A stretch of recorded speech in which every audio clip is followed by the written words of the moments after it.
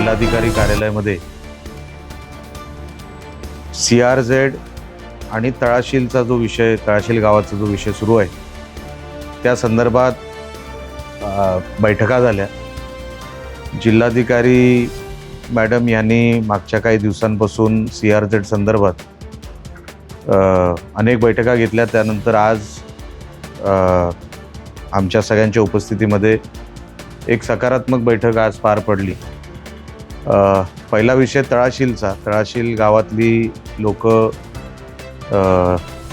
काही विषयासाठी आंदोलनाला बसले होते आणि त्या विषयाचं जी चर्चा होती त्यासाठी गावातले ग्रामस्थ काही प्रमुख मंडळी आज जिल्हाधिकारी कार्यालयामध्ये आले। आमच्या सगळ्यांसमोर त्यांनी व्यथा मांडल्या आणि तोडगा म्हणून, उत्तर म्हणून आम्ही त्यांना जे सांगितलं की तळाशील गावामध्ये जे त्यांना नको आहे, वाळू उपसा नको आहे, त्यांना जिथे जमीन काही ठिकाणी खचते त्याचं त्यांना उत्तर हवं आहे आणि असे 2-3 प्रमुख विषय त्यांच्या मनामध्ये होते ते त्यांनी बोलून दाखवले। वाळू उपसा तिथे होणार नाही याची 100% गॅरंटी आम्ही प्रशासनाने दिली आणि लोकप्रतिनिधी म्हणून मी दिली, कारण का तो नोटिफाईड स्पॉट आहे जिथे वाळू उपसा होऊ शकत नाही। आणि जे आता मी 4 वाजता तळाशील गावामध्ये स्वतः जातोय, बाकीच्या त्यांच्या ज्या मागण्या आहेत त्यांचा मूळ विषय होता एक FIR व्हावा। काही ठिकाणी मला वाटतं 2 दिवसापूर्वी 2 बोटी तिथून अचानकपणे निसटल्या, तर गावाचं म्हणणं होतं की त्याच्यावर FIR झालेला नाही। तर मॅरिटाईम बोर्डाचे अधिकारी तिकडे होते, मी त्यांना सांगितलं की त्याच्यावरती तुम्ही FIR जरी तुम्हाला नावं माहीत नसली तरी कारवाईची सुरुवात म्हणून तुम्हाला FIR नोंदवावी लागेल आणि तशी FIR आता आज उद्यामध्ये ती नोंद होईल। आणि बाकी असे अनेक विषय, बंधाऱ्याचा विषय त्याच्यामध्ये निघाला। बंधारा जो ऑलरेडी सँक्शन आहे, काही लोकेशन जिथे जास्त लक्ष देणं गरजेचं आहे, काही स्पॉट जे पूर्ण झालेले आहेत ते आता सगळे बघायला मी आता जाणार आहे। सकारात्मक मीटिंग झाली, व्यवस्थित सगळ्यांना प्रशासनाच्या माध्यमातून जे काय सांगायचं होतं ते आम्ही सांगितलं आणि आता गाव एकत्र मिळून आम्हाला इकडे भेटणार आहे 4 वाजता। दुसरा विषय होता CRZचा। CRZ आपल्याला माहिती आहे मागच्या काही काळामध्ये नोटिसेस आल्या होत्या किनारपट्टीवर, तर त्या किनारपट्टीवरच्या नोटिसेस कधीच आमच्या किनारपट्टीच्या नागरिकांवर येऊ नये, मच्छीमारांवर येऊ नये यासाठी आम्ही रेग्युलराईज करण्यासाठी, ते नियमित करण्यासाठी आम्ही शासनाकडे प्रयत्न करत होतो। आज त्याचा आढावा घेतल्यानंतर एक पॉझिटिव्ह बातमी बाहेर याच्यामध्ये अशी आली की किमान 80% लोक ऑटोमॅटिक रेग्युलराईज होत आहे ह्याच्यामध्ये, जे इतक्या वर्षापासून कधी झालं नव्हतं। ऑटोमॅटिक नियमित होत आहेत। जे बाकीचे 20% राहतील त्यांना विस्थापित करणार नाही, कुठेही त्यांना अडचण होईल असं काय होणार नाही। पण त्या 20% मध्ये पण आपल्याला काय तरतुदी कायद्याने दिलं आहे, ज्याच्यामध्ये पुढे कधी ग्रीन ट्रिब्युनलमध्ये कोणी जरी गेला, आता जसं एक व्यक्ती ग्रीन ट्रिब्युनलमध्ये गेला आणि ती कंप्लेंट ट्रिगर झाली, ती कंप्लेंट ॲक्टिवेट झाली, असे वारंवार कोणतरी जात राहावे आणि त्याच्यातून स्थानिकांना त्याच्यातून त्रास व्हावा, ही पद्धतच थांबली पाहिजे। ह्यासाठी 100% रेग्युलराईज करणं, 100% त्याच्यामध्ये नियमित हा सगळा विषय करणं। कारण का मागे जर तुम्ही बातम्या बघितल्या असतील, वाचल्या असतील, महसूल मंत्री सन्मान्य बावनकुळे साहेबांनी गावठाणं आणि कोळीवाडे हे रेग्युलराईज केले, त्यांना त्या जमिनी परत दिल्या। आमचा गाभित समाज आणि भंडारी समाज त्याच पॉलिसीमध्ये येतो हे सांगण्याचं काम आम्ही सह्याद्रीच्या बैठकीमध्ये पण, सह्याद्री विश्रामगृहामध्ये जेव्हा बावनकुळे साहेबांनी मिटिंग घेतली होती तेव्हाही त्यांना सांगितलं आणि कलेक्टर मॅडम, मी आणि आमचे सगळे प्रशासकीय अधिकारी त्याच धर्तीतून ह्या जमिनी ह्या ऑटोमॅटिक वर्ग व्हाव्यात, त्याच्यामध्ये कसलीही अडचण येऊ नये, ह्यासाठी आम्ही कुठेतरी यशस्वी झालो असं मला वाटतं। येणाऱ्या काळामध्ये बाकीच्या 20-30%, 20-25% ज्या काही जमिनी आहेत त्या पण आपल्याला रेग्युलराईज करून मिळतील। आता ज्या काही 70-80% झालेल्या आहेत, आता ते वर्ग करण्याचं काम येणाऱ्या काही दिवसामध्ये सुरू होईल। हे 2 पॉझिटिव्ह विषय आज मतदारसंघामध्ये म्हणजे ह्या मीटिंगमध्ये बाहेर पडले। बघा, आपण लोकांबरोबर आहे, त्यांच्या मर्जीच्या विरुद्ध आम्हाला काही करायचं नाही। विषय राहतो फक्त ते कसं नियमित करायचं, किंवा जे नियमित आहे जिथे उपसा होऊ शकत नाही तिथे प्रशासन गस्त घालून तिथे होता कामा नाही वाळू उपसा, एवढा विषय राहतो.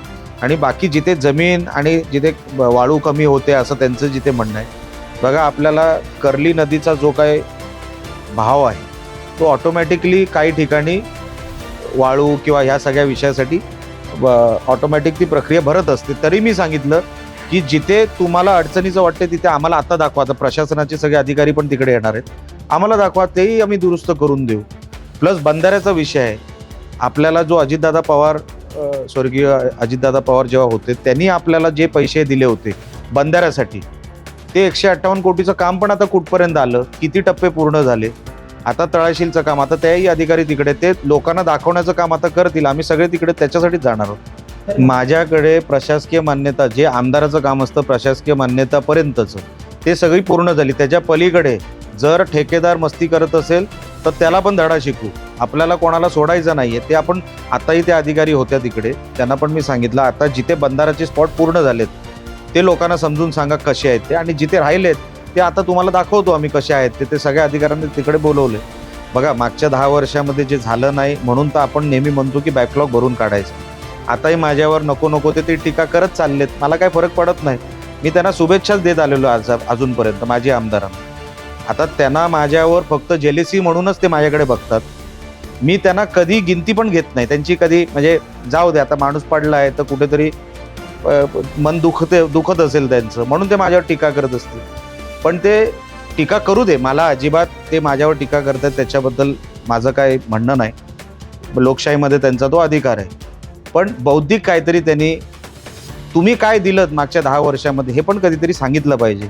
हा जो तळाशीलचा विषय असेल, किनारपट्टीचा विषय, हा मागच्या 10 वर्षात का सुटला नाही? CRZचा विषय मागच्या 10 वर्षामध्ये का सुटला नाही? आम्ही जर म्हणतो आम्ही 70% मच्छीमारांच्या जमिनी रेग्युलराईज करून देऊ, म्हणजे आम्ही 100% देणार. आजपर्यंत रेग्युलराईज हा विषय का नाही नियमित करून दिलात? मला त्याच्यामध्ये काय पडायचं नाही, लक्षात घ्या. आता पण 10 तारखेला मला वाटतं मत्स्य विभागावर कुठेतरी ते मोर्चा काढतायत. आता 10 तारीखच कशी निवडली मी तुम्हाला सांगतो, म्हणजे माणसाचं मन किती लहान आहे. 10 तारीख हे आमच्या राणेसाहेबांचा वाढदिवस आणि कुठेतरी गालबोट लागावा म्हणून तो दिवस निवडला. म्हणून माणसाची मनं किती लहान आहेत. ते काय विकास करणार हो, काय लोकांच्या बद्दल ते लोक, त्यांना राणेंबद्दल एवढा आकस आहे की त्यांना दुसरं काही दिसतच नाही. त्यांना मतदारसंघ दिसत नाही, पॉझिटिव्ह कुठली बातमी दिसत नाही. आता फिशरीजचा जो विषय आहे मी तोही माहिती काढली. फिशरीजचा जो विषय आहे कुठल्या तरी LED आणि त्या विषयाचा काहीतरी तो विषय आहे, बरोबर आहे. तुम्हाला जर आठवत असेल LEDच्या विरोधात आम्ही ती बोट, म्हणजे 15 लाखाची बोट, आम्ही 90 लाखाचा फाईन लावा हे सांगणारा निलेश राणेच होता. मी कधी कोणाला प्रोटेक्शन मिळावं चुकीच्या कामाला असं कधी केलं नाही, कधी करणार नाही. त्याच्यासाठी मला लोकांनी निवडून दिलेलं नाही. जे पारदर्शक आहे तेवढं मी लोकांसमोर ठेवतो. आता झालंय काय माझी आमदारांचं, त्यांच्याकडे आता वेळ भरपूर आहे, पण ते वेळ चांगल्या कामांसाठी उपयोगात आणत नाही. नेगेटिव्ह कुठे आहे, नेगेटिव्ह काय करता येईल त्याच्यासाठी त्यांचा पूर्ण वेळ जातो. माझ्या त्यांना शुभेच्छा आहेत, त्यांना त्यांचे प्रयत्न करू दे. कारण का मुळात काय मला एवढं लक्षात आलंय, त्यांना द्यायचं काय नाहीये, त्यांना फक्त काही विषय खेळवत बसायचे. ज्या माणसाला द्यायचं असतं ना तो सांगतो हे घ्या, हे मी माझ्याकडून दिलेलं आहे. 10 वर्षामध्ये मागच्या त्यांनी काय दिलं मतदारसंघाला हे मी एकदाही बघितलेलं नाही. आता त्यांना डिस्टर्ब करायचं आहे मतदारसंघ, करू दे, माझं काय म्हणणं नाही. आम्ही समर्थ आहोत ह्या सगळ्या विषयाला हँडल करायला. पण कुठलाही विषय पारदर्शकपणे आम्ही जो काय सोडवतोय तो मागच्या 10 वर्षात का झाला नाही ह्याचे कधीतरी तुम्ही त्यांना प्रश्न विचारा. त्यांना माझ्या शुभेच्छा आहेत. त्यांनी अजून टीका करू दे. मला असं वाटतं ते जेवढे माझ्यावर टीका करतात तेवढं माझं चांगलंच होतं, म्हणून त्यांनी माझ्यावर टीका करू दे, मला काही म्हणणं नाही. 10 तारखेचा मोर्चा कशासाठी आहे एकदा त्यांनी स्पष्ट जाहीर करावं की मागच्या 10 वर्षामध्ये तुम्ही काय केलं या विषयासाठी, आणि मोर्चा खुशाल काढावा. बघा, देवबाग, वायरी, तारकर्ली ही जी लाईन आहे मी तुम्हाला ते पाहिजे सगळं मॅपवर समजवतो. ही जी लाईन आहे ही ज्याला HTL लाईन म्हणतात, जे कंप्लेनंट होते फुले म्हणून, त्यांनी काय मागणी केली ग्रीन ट्रिब्युनलकडे की ह्याचा रिसर्वे व्हावा. त्यांनी डायरेक्ट तक्रार केली नाही, तक्रार अशी केली की रिसर्वे व्हावा. रिसर्वेमध्ये त्यांनाही माहिती आहे काही लोक पुढे आलेली आहेत, काही प्रमाणाच्या एकदम थोडं 10-10 फुटांनी पुढे आलेले, पण ते नियमात आपण बसवू शकतो, कुठेही त्याच्यामध्ये गडबड नाही. ते कसं बसवायचं, 1991ची लाईन पकडायची, 2011ची लाईन पकडायची आणि ह्यांना रिलीफ द्यायचं किंवा त्यांच्या मालकी हक्काच्या जमिनी त्यांना परत द्यायचे, जसं कोलीवाड्यांना दिले आहेत, मुंबईवाल्यांना दिले, मुंबईच्या CRZ मध्ये दिलेले आहेत. तसंच आमच्या कोकणाच्या, आमच्या सिंधुदुर्गातल्या किनारपट्टीला द्यावं, ही आमची मागणी आहे. हे आम्ही बावनकुळे साहेबांना पण सांगितलेले, सभागृहात पण सांगितले, ते त्यांना मान्य आहे. म्हणजे एका बाजूने आपण त्यांना नियमित करतो आणि दुसऱ्या बाजूने आपण त्यांना मालक करतो, म्हणजे टांगती तलवार कुठलीच राहणार नाही आयुष्यभरासाठी. हे प्रयत्न अगोदर खोतसाहेब कधीच झाले नाही, आपण करतो. कारण का आपल्याला आपला प्रामाणिक अशी इच्छा आहे की गाभित समाज आणि भंडारी समाज ह्या जमिनीच्या कुठल्याही शासनाच्या वादामध्ये भरडला जाता कामा नये. तो मालक राहायला पाहिजे, तो किनारपट्टीचा मालक आहे आणि तो मालकच राहायला पाहिजे, ही आमची भावना आहे. आणि तसंच आम्ही काम करतोय. बांधकाम आहे ते आपल्याला नवीन CRZ नॉर्म प्रमाणे आपल्याला रेग्युलराईज करायला लागेल. अनधिकृत नाही आहेत बॉस, हे अजिबात अनधिकृत नाही आहेत. हे नियमित नवीन कायद्याप्रमाणे आपल्याला त्यांना रेग्युलराईज करून द्यायचं, तेवढाच विषय राहतो. हे अनधिकृत तुम्ही मुळीच समजू नका, हे त्यांच्या मालकी हक्काचे आहेत. काही जे व्यावसायिक अतिक्रमण करतायत हे जास्त करून घरांचा, मच्छीमारांचा तेवढा विषय नाही जेवढा खाजगी हॉटेलवाल्यांचा आहे. ते पण आपण दुरुस्त करून, जर ते अति पण करायला कोणाला द्यायचं नाही, नियमामध्ये ठेवून त्यांना आम्ही रेग्युलराईज करून देणार. पण किनारपट्टीचं नुकसान होईल असं नाही, म्हणजे पर्यावरणही राखलं गेलं पाहिजे.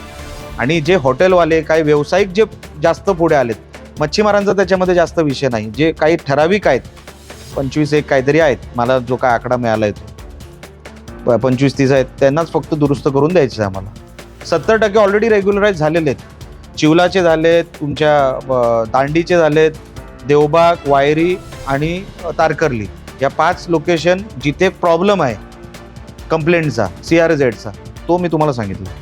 जी लाईन आता ओढली गेली आहे, ग्रीन ट्रिब्युनल, जी वारंवार नोटिसेस, आतापासून नाही, उद्धव ठाकरे साहेब जेव्हा मुख्यमंत्री होते तेव्हाही काही नोटिसेस आल्या, त्याच्या अगोदर 2014 आणि 19च्या मध्ये पण काही नोटिसेस आल्या.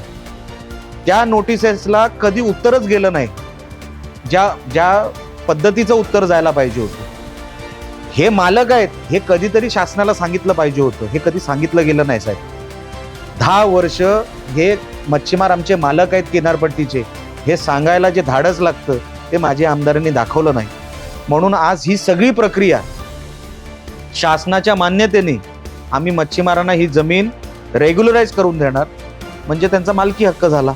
परत त्यांना कुठल्याच नोटिसेस डिस्टर्ब करू शकत. आता काही हॉटेलवाले आहेत ते काही प्रमाणामध्ये हे करतायत, म्हणजे त्या लाईनीचं उल्लंघन होत आहे, तेही कसं दुरुस्त करून देता येईल. कारण का मुंबईला ऑलरेडी CRZ मध्ये मोठी परवानगी मिळालेली आहे, मुंबईला रिलॅक्सेशन मिळालं आहे CRZ मधून.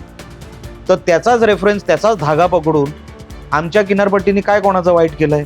जर तुम्ही मुंबईला देऊ शकता मुंबईच्या मच्छीमारांसाठी, तर आमच्या मच्छीमारांना का नाही. बावनकुळे साहेब कन्व्हिन्स आहेत, फिशरीज डिपार्टमेंट, पालकमंत्री पॉझिटिव्ह आहेत. सगळे विषय आता शासनालाही कळले आहे की इकडे मच्छीमारांना आपण डिस्टर्ब करायचं नाही, त्यांना आपण मालक आहेत तर त्यांना मालकच ठेवलं पाहिजे, हे आपण तिथपर्यंत आणलं आहे. आता येणाऱ्या प्रोसिजरमध्ये 20-30% जे नियमित करण्यासाठी जे काही टेक्निकल मुद्दे आहेत ते पण प्रशासनाकडून आम्ही दुरुस्त करून आम्ही ते देणार.